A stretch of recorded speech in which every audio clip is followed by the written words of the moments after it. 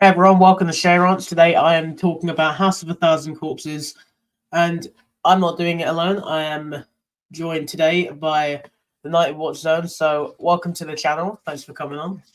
Much appreciated. I'm glad to be here. And, anytime I get a chance to do some talking, I'm down for it, man. So I appreciate you inviting me.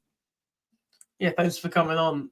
Um, hmm House of a Thousand Corpses is, of course, a Rob Zombie movie, and like any Rob Zombie movie, it is a bit intense at times. I feel like that's just sort of his style with filmmaking, though. hmm Yeah. I mean, it's interesting because seeing how his career transitioned from music, into movies. I remember when this film came out and I was thinking to myself, wow, this is going to be really interesting because I was a fan of his music and I knew he had a lot of like style and he had vision, but I didn't know how that was going to translate into a movie. So definitely intense, no doubt about it. I mean, a lot of the movie as well is also just shot like a music video. It just feels like an R-rated version of a Rob Zombie music video, hmm which especially like the segments where it just sort of like cuts away from what's actually happening. It just does some random thing Yeah. where it's like I'm pretty sure those shots were like filmed in his basement or something. Like all the bits with like Captain Spaulding, Baby, and all the other characters just cut away. hmm Yeah. I mean, I think, well, to me, anyways, at that point in horror, we hadn't really had something like that, because it's very unorthodox for a film Yeah, in a way. And so to be quite honest, and I've actually never talked about this, so that's why I'm glad I have the opportunity to do it today. I've never really given enough credit to Rob for attempting to do something that was so different in film, but it actually worked, in my opinion. I'm sure, we'll talk about different aspects of the film, but I think it really worked because, I mean, you're talking '03, 2003. And at that point in horror, there was kind of a lull. We had gotten kind yeah, of past the Scream phase, with all the imitators of Scream. And, we didn't have a lot going on. So when he came in with this type of energy and like you said, the cutting and the editing, it was a nice shakeup. It was a nice shakeup for horror. It really was. yeah. I mean, I kind of count this film as like similar to like Texas Chainsaw. It's an art house horror sort of, hmm especially with some of the shots, especially like the drawn out shots, like when Otis is killing one of the cops. It's so drawn out, like he's got the gun to his head, and then just zoom, zoom, zoom, zoom, zoom, and then eventually just he kills him. Yeah, yeah, that was a tough scene too, man, because Yeah, like moments like that definitely it's funny that you said Texas Chainsaw Massacre because it just celebrated its 50th year anniversary on yeah, 2 days ago, and I just released a video on it kind of commemorating it. But you're right, there's a lot of parallels to TCM, and Rob Zombie's been vocal about being a big fan of TCM, and that scene, the tension in it was thick, man. I gotta admit, yeah, it's moments like that when he's a very polarizing figure. Some folks love him, some people don't, but you gotta yeah, admit he has a lot of brilliant moments, and that to me was a brilliant moment because at that point I'm thinking, okay, what's going on? What's gonna happen? Is he gonna kill this guy? I believe it was Walter Goggins' character, if I'm not yeah, mistaken. Yeah, and I love Walter Goggins, by the way. He's absolutely fantastic. But Rob really drew that out, man. And when it finally happened, it it it hit harder, in my opinion. You know what I mean? yeah. Because he had you wait for so long. It's like holding your breath, and eventually you just can't do it any longer. So yeah, that was Yeah. a great scene. It's especially cool because like you have like the music beforehand where he hmm got, and then he comes in and then it's just music stops. You expect it to happen, then no, it just keeps going and going and going, building more tension till Yeah. eventually the trigger. Yeah, man. And it it's it's interesting too because the music choices that he has in his films, or specifically with House, um, it's it's a kaleidoscope of genres, man. I mean, because obviously he's Yeah, a fan of so many different types of music and old school music and stuff like that. But he will intentionally put certain types of music in a moment where it doesn't seem like it should fit, but yeah, the end result is it does. You know, it really accentuates a moment like this one. So yeah, I like I said, I give him a lot of credit for, bringing his style and everything to film, and more often than not, I think he's been pretty successful with his stylistic choices. yeah. I mean, I'd say the only movies where I don't particularly enjoy them, not that they're like horrible movies, it's just that they weren't really my thing, is maybe Rob Zombie's Halloween 2 and The Munsters, just because The Munsters was his take on like a kids movie and it just didn't really fit his style. Yeah. Yeah, I mean, I think now so I'll make a confession. Now, I still have not seen The Munsters, and a big reason for it is number one, a lot of what I had heard as far as backlash, especially from some very close friends, and also because I just couldn't bring myself to watch it because I'm such a fan of the old show. And I was just like, man, I cannot see this car wreck if it is a car wreck, which to a Yeah. lot of folks it was. So I still haven't seen it. I don't even know if I'm ever gonna see it, but Halloween 2, oh boy, we could go down a long road because, with the Halloween films, Yeah. I kind of feel bad for him a little bit because there was a lot of studio interference. There was a lot of back and forth. There was a Yeah. lot of script changes. He didn't even want to do the second film. And, he basically did it, so he didn't have to be obligated to his contract. And I give him credit for trying to do something different with Halloween 2. It's just not my cup of tea for a Halloween film. Um, but it's interesting. And as a slasher film, it's pretty damn good as a slasher film. I Yeah. just don't I'm just not a big fan of it as a Halloween film, which sounds kinda, it sounds like I'm hedging on both sides, but it's just one of those things where I think his style fits something more like a TCM or Friday the 13th. I think with Halloween, it's not as good of a marriage. Um, but he did what he did, and I give him credit for having the courage to do it. Yeah, definitely. And I mean, just since you said TCM, it just reminded me of so many other scenes. Like the dinner scene in this movie is just so obviously inspired by Texas Chainsaw. Like literally, they say, "All right, let's put on our masks," and then they put on a few masks, and then they Yeah. like just rush through dinner, and then it's showtime. They even get Grandpa in there. Like Yeah. it's very obvious.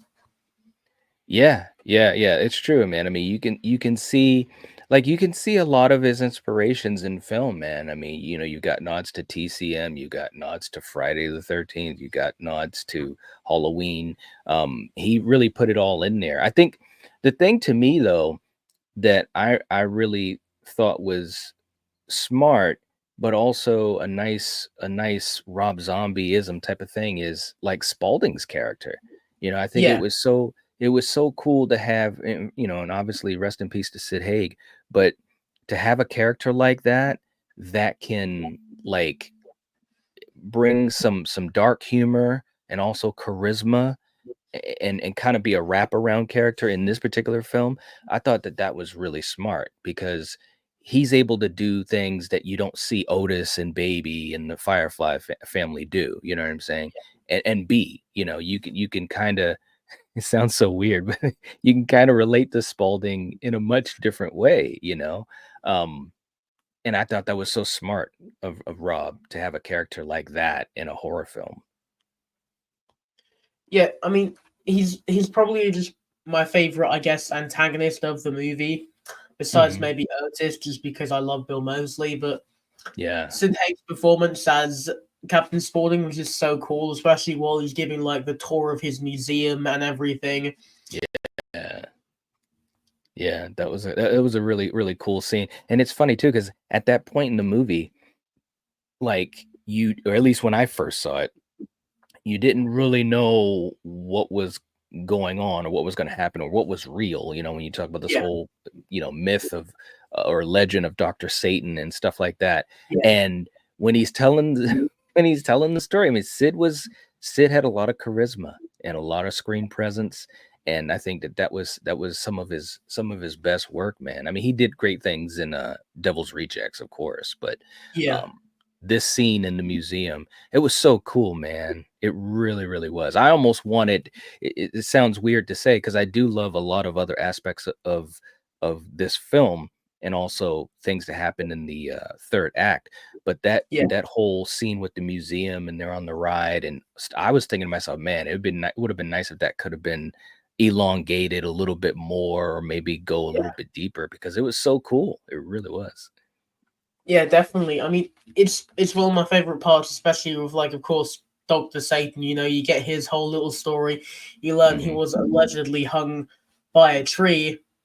Of course, that ain't true at all. But Hmm. um, that also leads us to like them leaving the gas station, and then we get like another TCM reference with them picking up a hitchhiker who Hmm. is Hmm.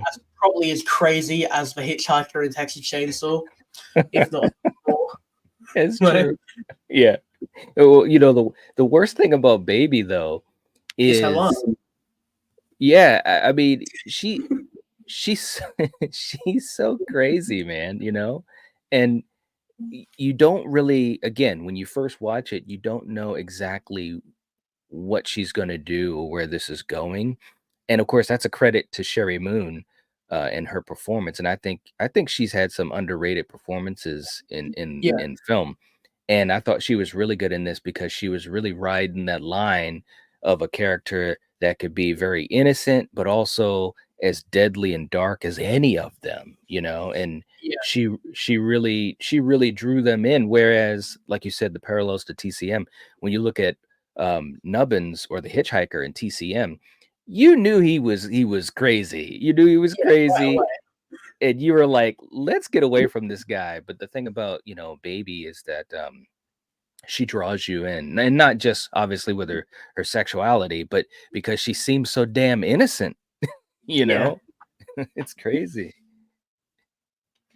yeah. I mean, she's another really good actress, and that's another thing which I love about like Rob Zombie movies. He finds not just, of course, with like Sid Haig and Sherry Moon Zombie, with but other people. He finds great character actors in his movies. Like, Yeah. I can't remember her actress name, but Mother Firefly. I'm pretty Karen sure she. Black. Yeah, Hmm. and I mean, she was really good in this. Um, Yeah. does she continue into the Devil's Rejects? I can't remember if that's still her. No, she was recast in Devil's Rejects. I think it's, oh god, I think it's Leslie Eastman, I think it is, in Devil's Rejects. Um, and it's interesting too, because at first I didn't even really realize it because I was just kind of looking at her just as a character, Yeah, and they physically do resemble each other a little bit, So yeah, yeah, definitely. And I mean, right away you kind of can tell that there's something wrong with this family. Like, even while they're like, well, when their car breaks down, that's the others are just sort of there waiting for like someone to come help, and he comes in with like a bear mask. Like, there's something wrong. yeah. Yeah, I was like, "What the hell is going on?" It was so weird. Oh, Leslie Eastbrook, that's who she is in Devil's Reject. I don't know what that just jumped in my mind. But yeah, with the bear mask and they're up on the thing like scarecrows and stuff like that. Yeah, And yeah, it was, like I said, man, it was really weird, and there was so much imagery that was like just the Halloween season type of vibes, and you could see all of these different things that, he drew inspiration from, but also his own creativity. If you really pay attention to the movie, it has so many little things like that where you're just like, yeah, wow, that's a really cool idea. Now, a lot of people, they'll say, um, House of a Thousand Corpses, like you said right in the beginning of the conversation, it's very, it feels like a really long music video in a way, right? yeah, And there was behind the scenes stuff with editing and all that too. So some folks, they sometimes will poke holes at that. And I can see that argument.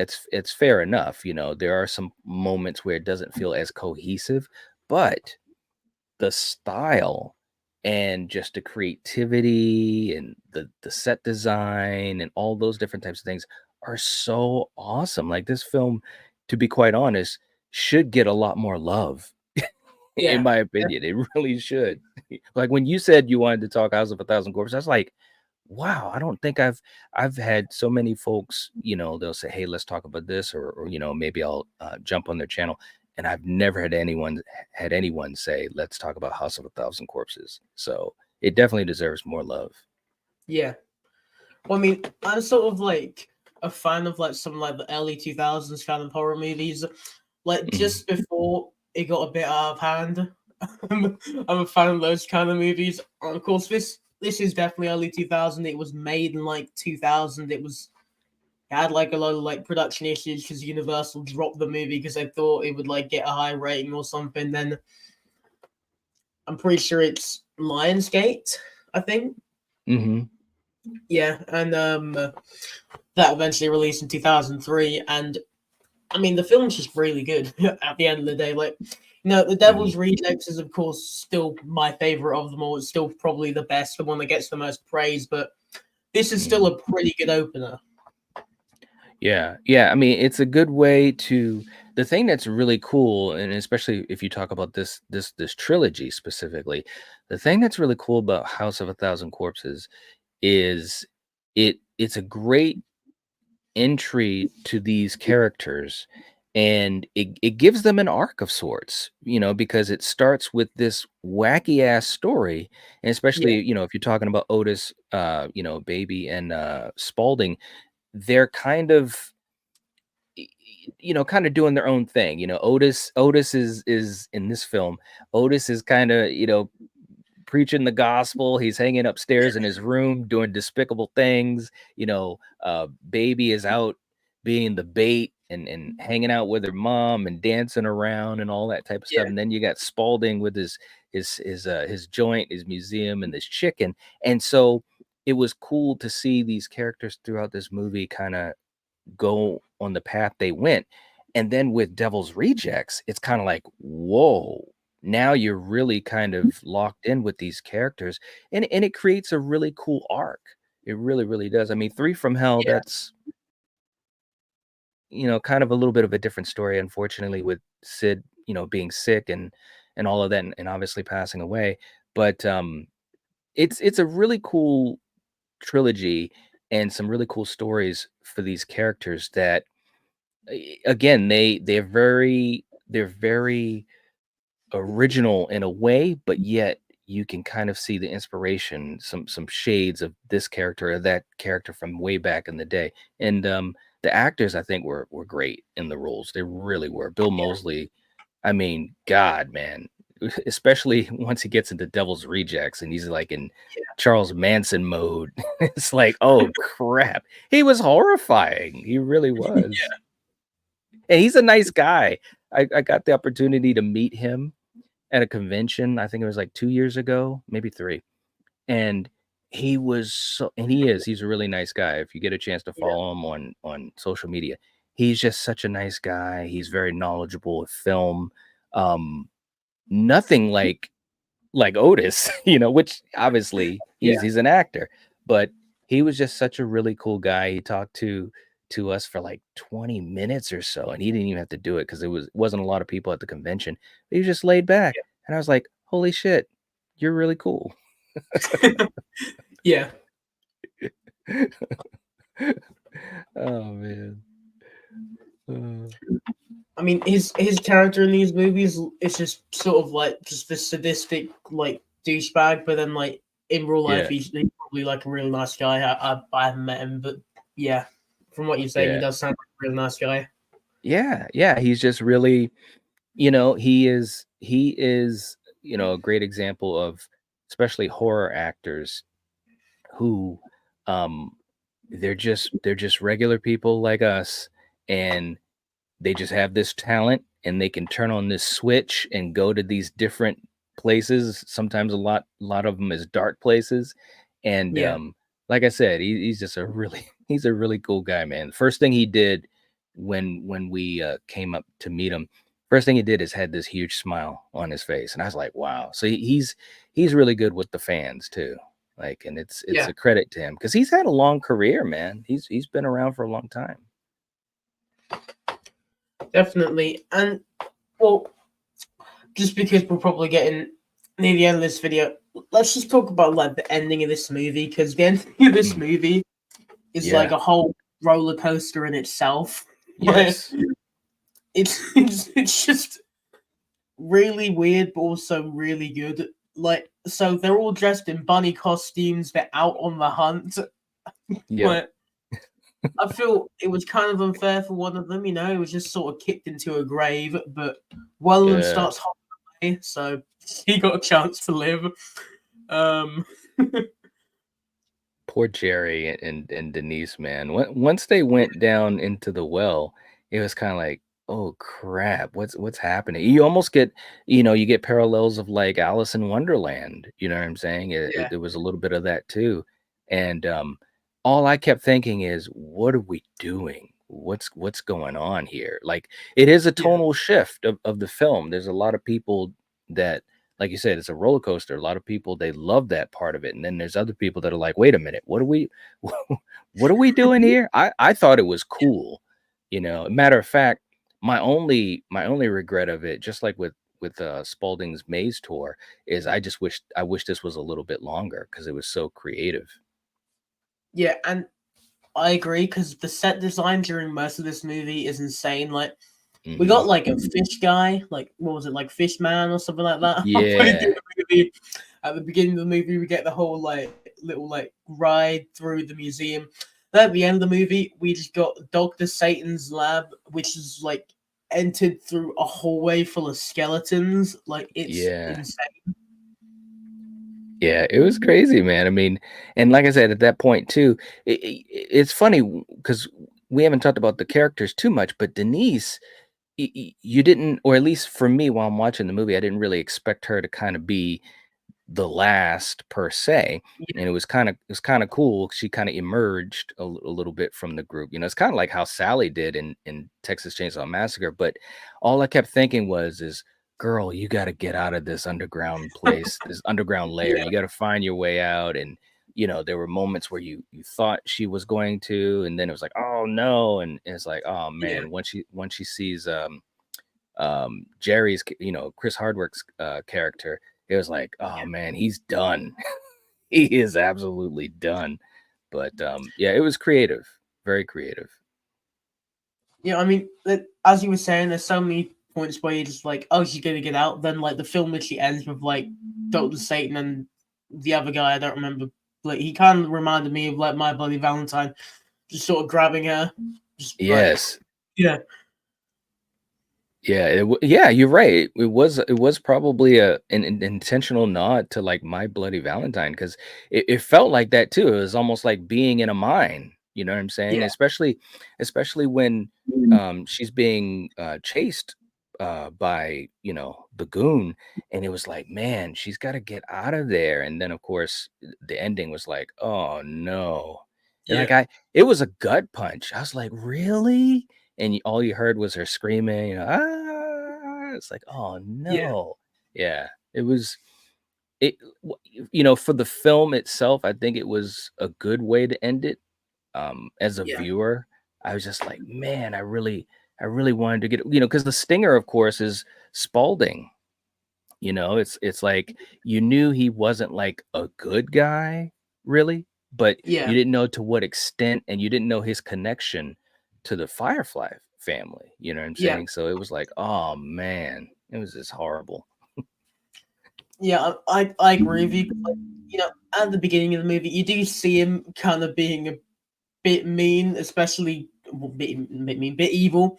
Like, Yeah, you kind of know there's something wrong with him when a gun gets pulled to his head and he just straight goes, F your mother, F your sister, knocks the guy yeah. on the ground, and F you, just shoots him. Like, Yep, that was yep, just another great performance by Sid Haig there. It's just great. yep, yep. Yeah, it was a really good performance through and through, and like I said, I think that, you know, they had to have him be the type of character that had, you know, the edge, like that scene you're talking about, but also Yeah, charisma. Because you really you because if you weren't invested in him at all, that ending wouldn't have worked. You know what I mean? yeah, Because she survives and she sees him driving, and the first thing I'm thinking is, and of course, you know, he's being very nice to her, and oh my god, darling, and all that type of stuff. And so I'm yeah, thinking, okay, man, she made it, but it wouldn't have worked if I wasn't on board with him as a character. You know, because that's the big swerve of it all. Is like you get that second or two, maybe a little bit more, of feeling relief because now she's saved by Spalding, and then, and then all of a sudden, Otis, freaking Otis in the come back back to the seat. night.